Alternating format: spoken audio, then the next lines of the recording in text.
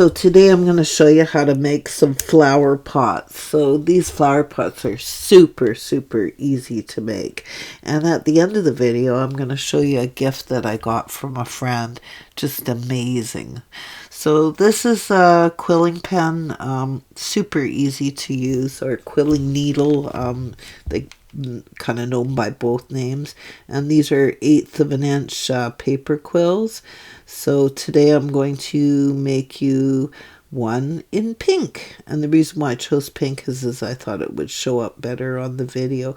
Not particularly my favorite color for a flower pot, but oh well. I think it'll work. So I'm going to make this little flower pot in 1/24 scale or half scale, but if you were going to do it in 1/12 scale, you'd probably just use twice as many pieces of quill paper. So to begin with, you want to roll it on as tight as you possibly can to the quilling needle. And this is the most fiddly part of doing this, is you just want to make sure that it's really super tight. I find it easier to kind of roll it up between my fingers to start it. And you want it as tight as you possibly can because you don't want that hole in the center to be very big at all. So so the whole secret is just to keep the coil tight, tight, tight. So if you make it loose and baggy, it's just going to fall apart. So it takes a little bit of fiddling to get it started, but once you get going, it's like super easy to do. So, and you can see here, I'm turning the actual coil itself. So I am not turning the quilling pen at all. So the quilling pen is just there to give the thing stability. That's it. And you don't necessarily have to run out and buy a quilling pen. I mean, I just happen to have one.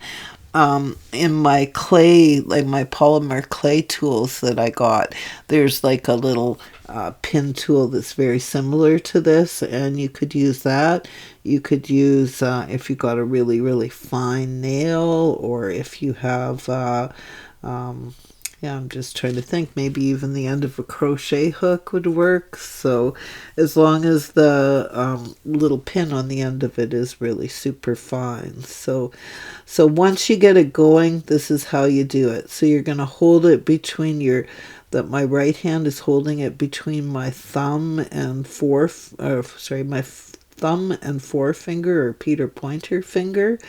And that's just kind of keeping it nice and even. And then, see, I'm just turning it. So, and getting that first 17 inches or first piece of quilling paper on is the hardest part. And once you get that on, then you're good to go. I mean, it's pretty easy. And I don't see any reason why you would have to do the pot all out of one color. You could use, every time you change papers, you could put a different color on it to make your pot like multicolored.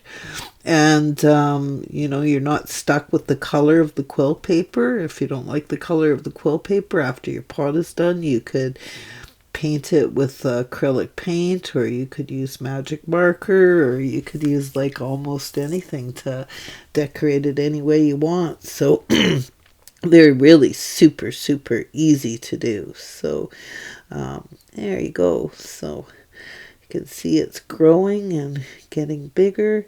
So again, I'm using 4 pieces of quilling paper, and this quilling paper, I got this at a local scrapbooking store. Any store that sells paper craft stuff should have it. So I got it at a scrapbooking store. Apparently they sell it at Michael's Craft Shop here. I imagine in the States they'd also have it at Hobby Lobby. It was only $2.99. So I mean, and I got 100 pieces for $2.99. So that means that I can make a whole heck of a lot of pots for $3. So, and yeah, you're not limited by just making pots. You could make little cups, or you could make bowls. Like, there's quite a lot of things that you could do with this. And if you go on YouTube and you look up paper quilling videos, wow, some people really create some very cool artwork using this technique. So me, I'm only interested in making flower pots.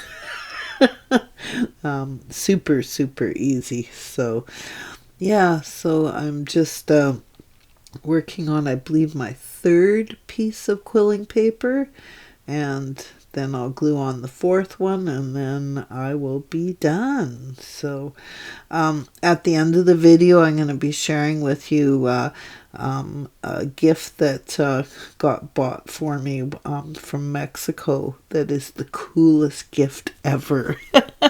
So yeah, and I'm still going. Oh yeah, another idea I kind of thought of with this is my friend Pat's got, those fancy pinking shears that, like they're a pair of scissors, and when you cut them, they make like super cool designs. People use them for scrapbooking. She had mentioned if I used that on this quill paper, then I could put like really fancy designs on the outside edge of the pot, so just to kind of make them a little bit fancier. So I guess the thing I should also say to you is when you glue an extra piece on, so every time you glue a piece of quill paper on to make your little cylinder larger, just make sure that you're not too overly generous with the tacky glue. You want to make sure that you don't have like the glue just oozing out all over the place. And the reason why is because you're going to want to be able to move this coil around when you're done. So you can see here, it's only my hands that are turning in circles. It's not the quilling pen. So it's just there to keep the quill stable. That's it. Oh, there you go. That was my fourth one. So I got ahead of myself. I thought that was the fourth one. So as the coil gets bigger, it gets easier and easier to do. So it only takes like seconds once the coil is large enough. So yeah, and I mean, you can make these pots any size, really. So you just got to keep on going until you figure that you've got the size that you want the top of your pot to be. So and I figured, well, 4 pieces seems to be a perfect size for what I do anyways. So yeah, I mean, I am known to use a little bit of stuff that's not in scale. So there you go. Yeah, I think that looks like, I mean, really, how much easier can it get? So I'm just on my very last piece now. There you go. Almost done. So you can see it doesn't take very long at all. I think one of my favorite things inside of a dollhouse or a room box is plants. I just love plants and dishes. Those are my probably 2 favorite things. So, and I'm just putting a little bit of tacky glue. And it doesn't have to be tacky glue. Any PVA glue will do this just perfectly. So, and I'm just going to stick it to the end. And there you go. That's a finished pot. So I'll just show you how we're going to finish it. So I'm just going to take the quilling pen out, or quilling needle out. And that's what it looks like. You can see how nice and tight it is. And there's the other side. So you can see I'm just flattening it down. So now I'll show you. I'm going to take out some tacky glue, and I'm just going to put a blob of it on a piece of paper off camera and put the lid back on so it doesn't dry out. And just going to carefully go around it in a circle and just kind of evenly stretch it out. So I'm going to make it into a nice pot shape.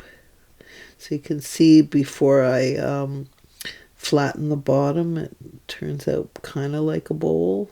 So you could make a bowl out of it. So I just think these are perfect.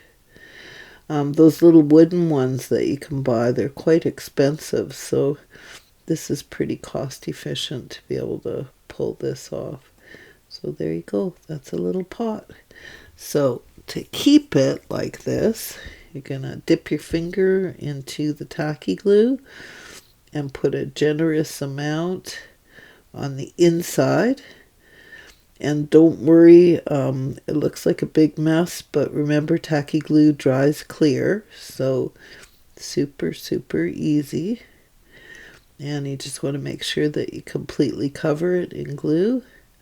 And there you go. It's done. So, well, of course it has to dry, but yeah, look how messy my hands are now.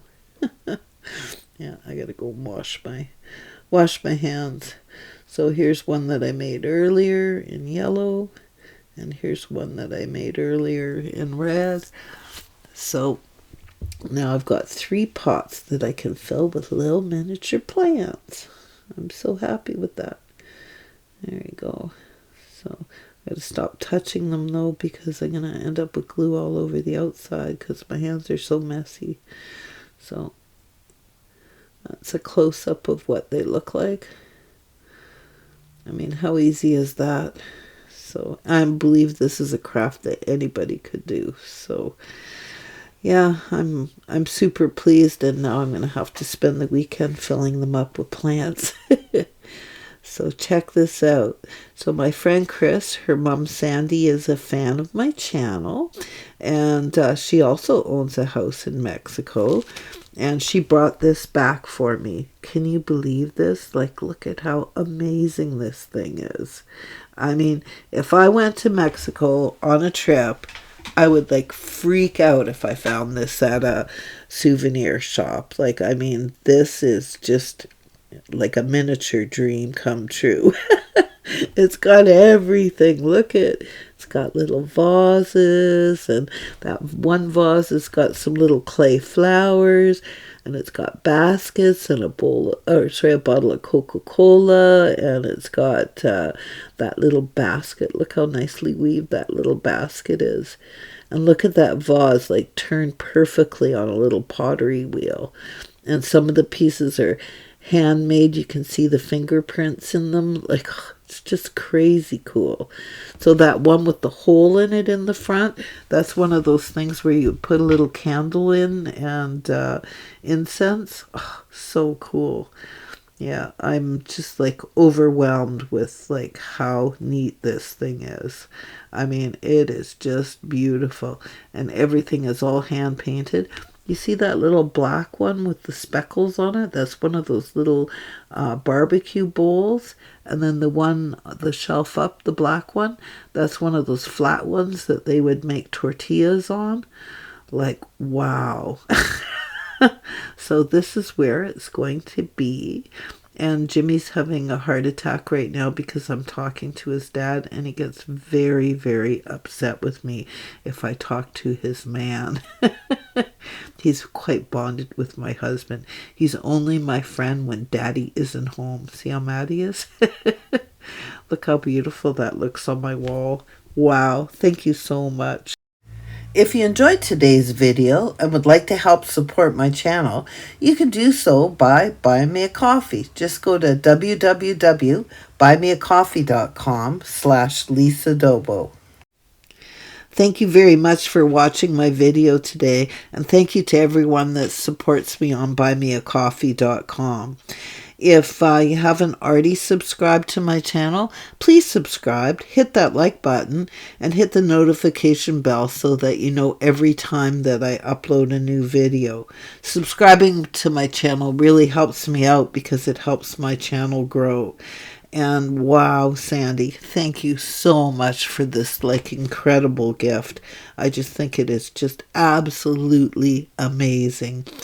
Well, thank you very much, and everyone have the best day ever.